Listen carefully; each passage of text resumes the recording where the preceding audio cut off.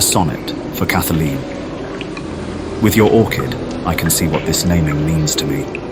Your musing paid to a Cali past, we know no cause, why its petals fell to casting shame and awarding blame. I've seen so many plots your books disclose.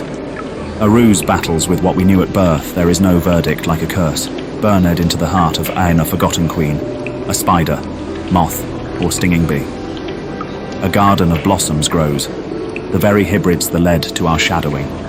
Buried under the mansion's floor, guests walk over seeking more when they are glutted by every dream they shared with time clock kept and stamp published for those who dare.